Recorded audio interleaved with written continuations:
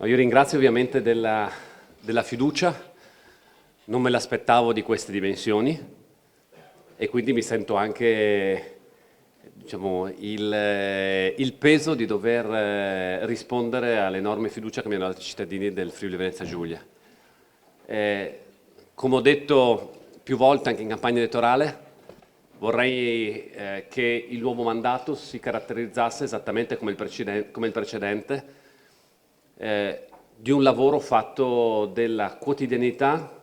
senza le facili promesse, che possa programmare il futuro della regione nel lungo periodo, non soltanto nel breve periodo. Abbiamo cercato di dimostrare che la politica, anche del consenso, la si può fare senza le solite facili promesse preelettorali. Questo mi inorgoglisce anche in relazione al risultato ottenuto, perché evidentemente la consapevolezza da parte dei cittadini che la ricerca del consenso a prescindere, senza una visione, una programmazione, non è l'unica che può portare consensi, ma si può farlo anche in modo serio politica, si può farlo amministrare con prospettiva, e questo mi piacerebbe potesse essere anche il nuovo mandato, cercando di almeno continuare e lasciare una regione fra 5 anni che possa aver fatto in modo coerente dei passi in avanti, perché noi dobbiamo iniziare a guardare alla prospettiva dai 10-20 anni e non semplicemente guardare cosa arriva alla prossima scadenza elettorale, che oppure che sia quello che ha fatto perdere anche chance al nostro paese, ai cittadini del nostro paese. No, devo dire che mi ero dato, più che come obiettivo, come speranza, perché della lista, di arrivare a doppia cifra, cioè di arrivare intorno al 10%. Devo dire che questi numeri sono superiori a qualsiasi aspettativa e li reputo straordinari. Ovviamente ringrazio per la fiducia che anche la lista Federica Presidente ha ricevuto, e secondo me ha avuto il ruolo per cui è nata, cioè riuscire a recuperare del consenso anche da chi magari ha apprezzato la nostra azione amministrativa ma non si riconosce nei partiti tradizionali.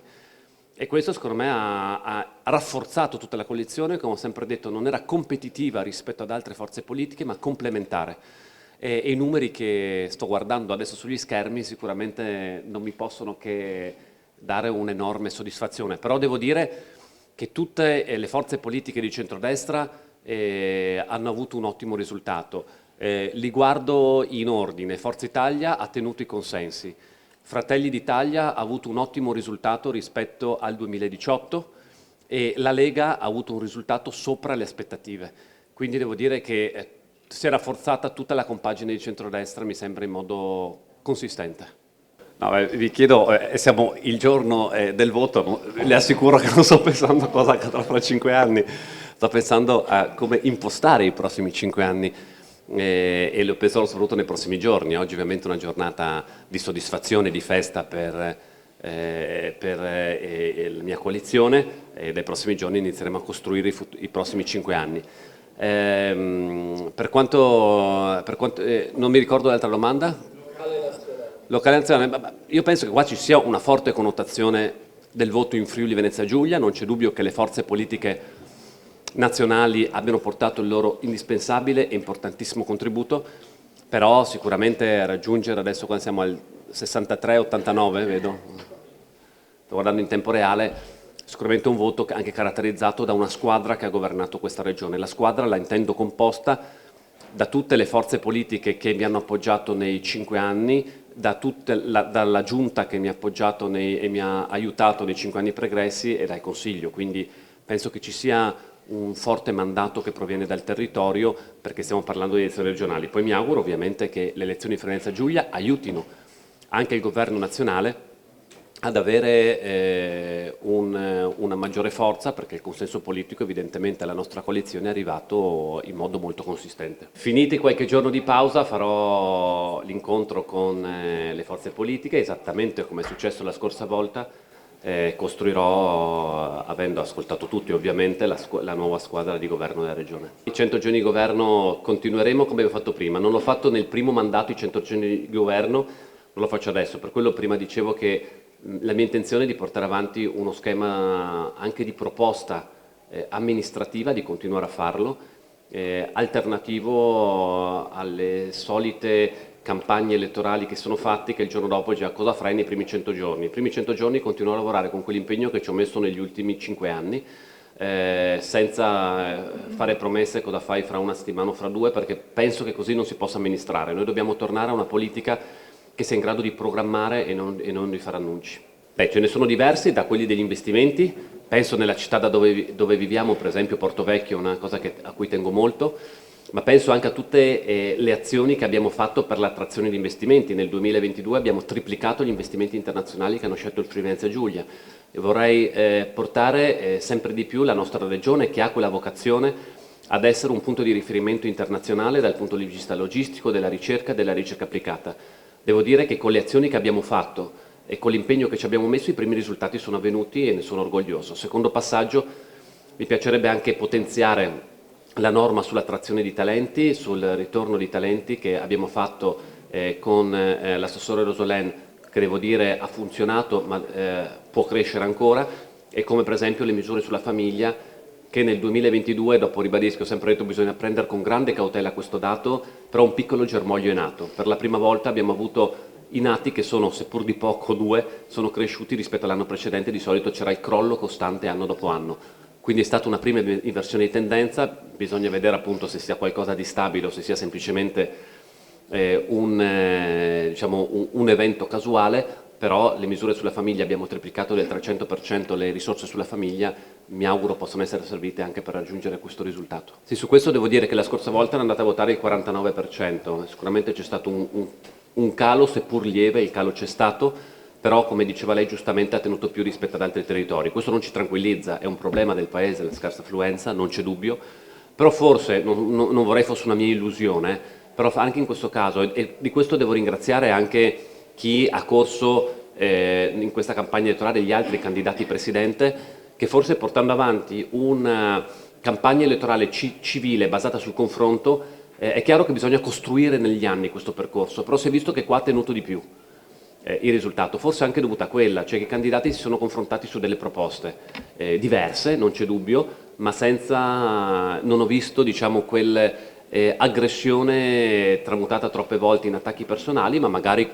anche posizioni diametralmente opposte ma basate sui contenuti, e questo forse ha permesso di contenere di più il calo rispetto ad altre situazioni. Come Presidente della Conferenza delle Regioni di fatto c'è il consenso unanime o quasi unanime di tutte le regioni per il terzo mandato. Come sapete io ho avanzato nello scorso mandato delle proposte, ma con grande rispetto del Consiglio intendo andare avanti in questa direzione, perché la materia elettorale è di pertinenza del Consiglio, non dell'Esecutivo. Se però le posso dire un mio auspicio è che si possa svincolare la rappresentanza della minoranza slovena dall'appartenenza per forza a uno o l'altra coalizione, perché deve essere una rappresentanza della minoranza, non essere una rappresentanza prima di una forza politica, poi di una minoranza, ma deve essere prima di tutto la rappresentanza di una minoranza. Per quanto riguarda i rapporti con la Slovenia, penso che in questi anni sicuramente è stata la difficoltà del Covid, ma i rapporti sono rafforzati moltissimo.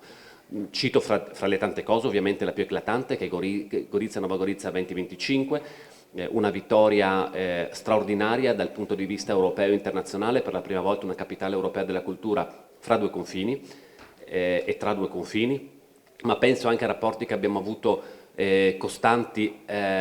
con la Presidenza della Repubblica di Slovenia, col Presidente Pahor, e l'evento straordinario avvenuto proprio a Trieste insieme al Presidente Mattarella. Penso ai tavoli tecnici e bilaterali politici che abbiamo con la Repubblica di Slovenia dal punto di vista logistico, dei trasporti e della condivisione. Tutto quello che si può rafforzare mi vede favorevole, perché la forza del Friuli Venezia Giulia sta proprio nella sua collocazione geografica e nei suoi rapporti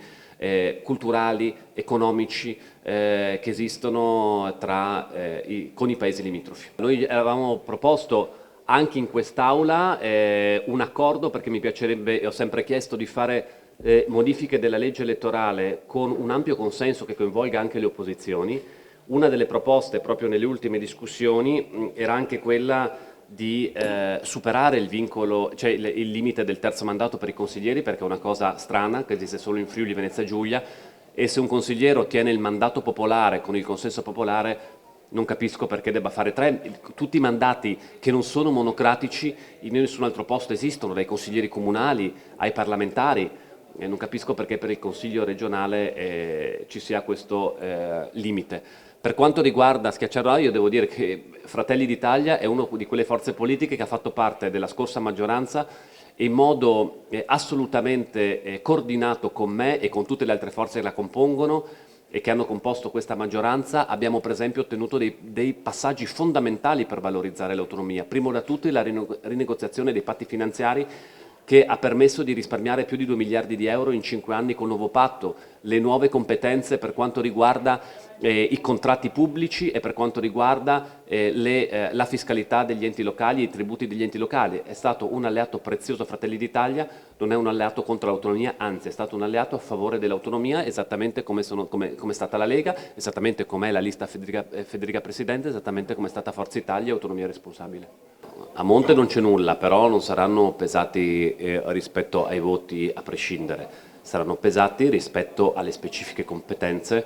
perché è fondamentale, abbiamo visto in questi 5 anni che le competenze e la capacità di azione sono fondamentali, che tutelano non soltanto l'azione di governo, ma tutelano tutta la maggioranza. Quindi tutte le forze politiche sono molto consapevoli, ma ne abbiamo parlato anche durante questi 5 anni, che una giunta forte è a vantaggio di tutte le forze politiche e maggioranze, soprattutto a favore della comunità che si rappresenta. Per quanto riguarda Udine, aspettiamo ovviamente i dati, ma esattamente come ho fatto la scorsa volta che a Udine è andato al ballottaggio, il sindaco Pietro Fontanini, che gode della mia totale stima, avrà tutto il mio appoggio nell'ipotesi in cui si vada al ballottaggio, quindi figuriamoci se non ci sarò, come sono stato in questa campagna elettorale tante volte a Udine, per le regionali ci sarò sicuramente nell'ipotesi di ballottaggio. In quel pacchetto di proposte che era venuta da parte della maggioranza durante la scorsa legislatura c'era anche la doppia preferenza di genere, c'era togliere il limite appunto dei tre mandati, c'erano diverse proposte interessanti che io sono più che disponibile a ragionare, però in modo spero in modo complessivo, perché altrimenti non si può portare lo scalpo della legge che determina l'andamento democratico di un Consiglio per cercare di fare la propaganda da una parte o dall'altra, come purtroppo abbiamo visto in questa consigliatura. O si fa una revisione complessiva correggendo anche gli errori e c'è disponibilità da parte di tutti, oppure è difficile pensare che qualcuno chiede una cosa, qualcuno un altro pezzo, qualcuno il terzo, perché non si raggiungerà mai un accordo. Più che disponibile penso anche la futura maggioranza a fare un ragionamento insieme all'opposizione, tra cui ovviamente anche la doppia preferenza di genere.